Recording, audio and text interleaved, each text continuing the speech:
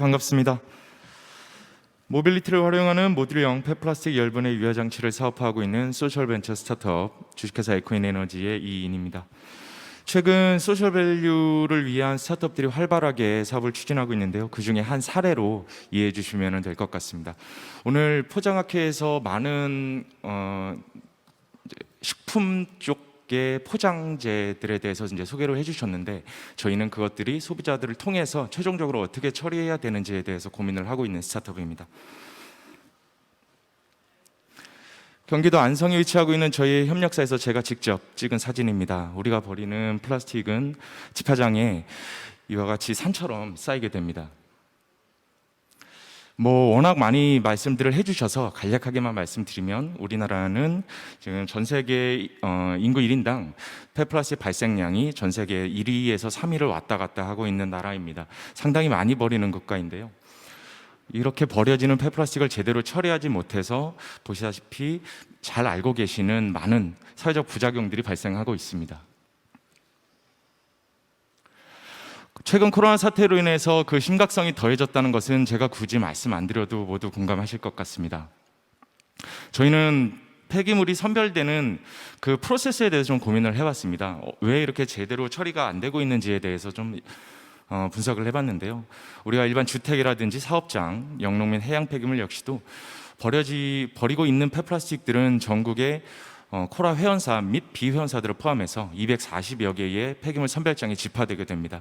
이 중에서 작게는 20에서 30% 정도를 선별하는 업체도 있고, 많게는 70% 이상을 선별하는 업체도 있지만 평균적으로 약 60%가량이 선별이 되고, 이 선별된 것들이 보통 물질 재활용, MR이라고 하는 물질 재활용으로 재사용 및 재활용이 된다고 이해하시면 됩니다. 문제는 이 남는 40%가량의 잔재 폐플라스틱입니다. 이 잔재 폐플라스틱이 실질적으로 문제가 많은 문제를 일으키고 있는 것이죠. 잔재 플라스틱 비용이 지난 9년간 약 5배가량 올랐습니다. 부산의 경우는 특히 많이 올랐다고 하는데요. 그 비용을 감당하지 못해서 많은 문제들이 발생하고 있는 것입니다. 폐플라스틱 리사이클은 많이들 아시는, 그리고 가장 활발하게 이루어지고 있는 물질 재활용을 들 수 있을 것입니다. 우리가 선별해서 버리는 것이 곧 다른 것으로 재탄생을 하게 되는 것이죠. 두 번째는 열적 재활용 부분을 말씀드릴 수 있을 것 같습니다. 혼합 폐플라스틱 혹은 대부분 성형 SRF 같은 경우에는 이제 비닐류로 처리가 되고 있고요. 비성형 SRF라고 해서 역시 하나의 SRF라는 명칭을 사용을 하고 있기는 하지만, 비성형 SRF 같은 경우에는 그저 폐플라스틱 분쇄물이라고 이해하시면 편할 것 같습니다. 따라서 성형 SRF 같은 경우에는 매출을 일으키는 제품으로 판매가 되게 되는 것이지만, 비성형 SRF 같은 경우에는 오히려 비용을 주면서 처리해야 되는 폐기물과 비슷하다고 이해하시면 됩니다. 최근 각광을 받고 있는 케미컬 리사이클링이 바로 저희가 연구하고 있는 분야입니다. 혼합 폐플라스틱 형태, 압축물 형태로 배출되는 혼합 폐플라스틱이 저희의 공정을 통해서 재생연료 혹은 가스화로 연구하고 있는 업체들도 있죠. 최근 석유화학 업종 기업들 위주로 크루드 오일로, 퓨얼 오일이 아닌 크루드 오일로 활용하기 위한 지금 표준화 방안을 계속 연구하고 있는데, 저희도 함께 동참하고자 노력하고 있습니다. 가장 친환경적이라고도 할 수 있을 것 같습니다. 열분해 유화 기술은 사실 지속적으로 연구가 되어 오던 분야입니다. 하지만 하나의 산업군으로 형성하는 데는 실패를 했었죠. 최근 다시 주목을 받고 있는데요. 무산소 상태의 반응기에서 약 400에서 450도 정도의 온도로 가열을 하면서 소각이 아닌 저온 흡열 반응에 의해 친환경 환원 분해를 시키게 되고, 그 과정에서 재생 연료유로 재활용을 하게 되는 기술입니다. 실제 1500kcal 전후를 보여주는 재생 연료유가 생산이 되게 되는데, 기존에 있던 플랜트 형태의 설비를 가동하고 있는 다른 공장들 같은 경우에는 여러 가지 요인, 기술적 요인, 그리고 산업적 요인, 여러 가지 요인으로 인해서 산업군을 형성하는 데는, 하나의 시장을 만드는 데는 좀 실패를 한 상황입니다. 그래서 저희가 생각하고 있는 바는 모듈형 형태로 국내의 도서 및 산간 지역에도 이동을 할 수 있도록, 그리고 폐플라스틱 발생하는 특성에 맞게 발생량에 따라서 이동시킬 수 있는 형태로 저희는 고민을 해봤습니다. 저희가 처음 제작했던 시제품입니다. 아래 보시는 것과 같이 상차에서 바로바로 이동을 하면서 설치를 한 후 처리를 하고 또다시 이동할 수 있게 그렇게 저희는 고민을 했고요. 이와 같이 재생 연료유가 생산이 되고 조금 더 보시기 편하시도록 투명한 페트병에 담아봤습니다. 노란색 연료유가 생산이 되게 되는데요. 이는 저희만이 갖고 있는 기술을 활용해서 조금 더 라이트한 저비등점의 재생 연료유를 생산을 시키기 때문에 이렇게 색깔이 나온다고 이해하시면 됩니다.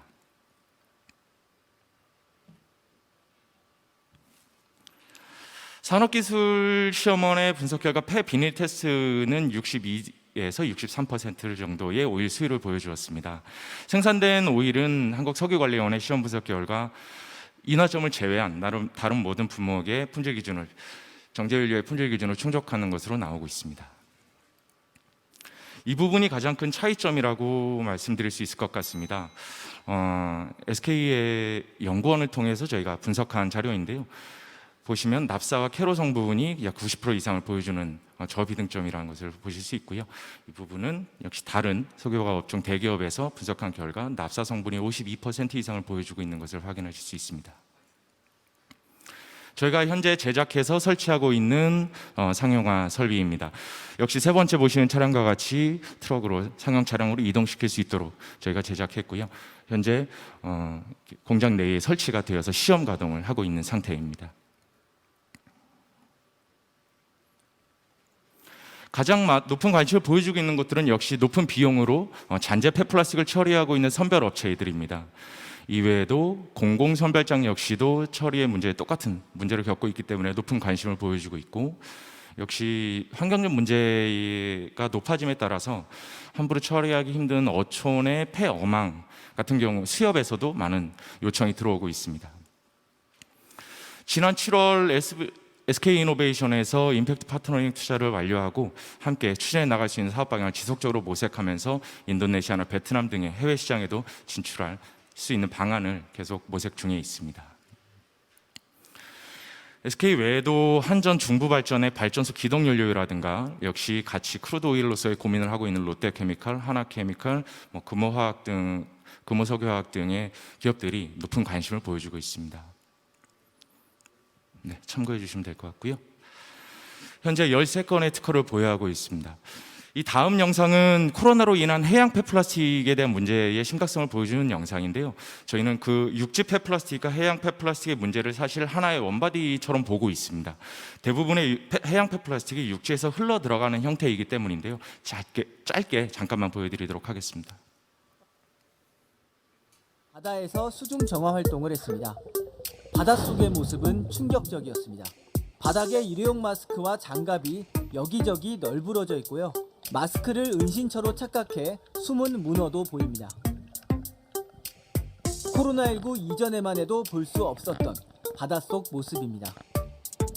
이 영상을 촬영한 다이버는 마스크와 장갑 같은 일회용품이 마치 해파리처럼 바닷속을 헤엄치고 있었다고 말했습니다.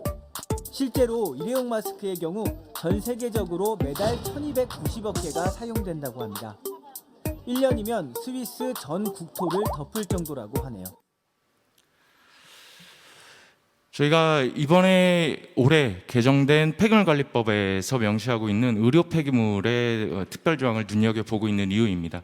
이러한 것을 분명히 넘어가지 않도록 처리해야 되는 의무를 갖고 있다고 생각을 하고 있고요. 궁극적으로 저희가 원하는 것은 구현하고자 하는 것은 석유에서 추출된 플라스틱을 다시 사용 후 폐플라스틱이 되면 이를 통해서 재생연료로 전환을 하게 되고 생산된 재생연료를 크루드 오일로서 활용해서 다시 플라스틱을 생산하는 그러한 선순환 구조를 가져갈 수 있도록 노력하고 있습니다. 네, 경청해 주셔서 감사합니다. 네, 발표 감사드립니다. 지금 질의응답 시간 갖겠습니다. 질문 있으신 분은 손을 들어주십시오.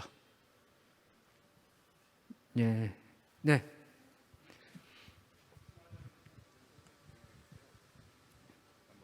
기술은 잘 봤는데 그 이동식이면은 네.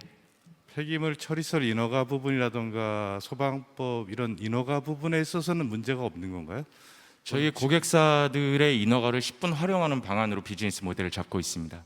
스타트업 입장에서 자체적으로 모든 인허가와 부동산 및 여러 것들을 모두 가져가기에는 저희가 시간 및 비용이 많이 소요되는 부분이 있어서 기존의 종합재활용업이나 최종 처분업 등의 인허가를 보유하고 있는 처분업체들, 재활용 선별업체들을 좀 활용할 예정입니다. 업체로 그것도 아마 근데 그 업체가 그거를 신고가 안 돼 있으면은 한번 그거는 나중에 그런 부분들도 같이 좀 검토가 필요한 부분이 있을 것 같아가지고 네. 그렇습니다. 참고하도록 하겠습니다. 네, 감사드립니다. 수고해 주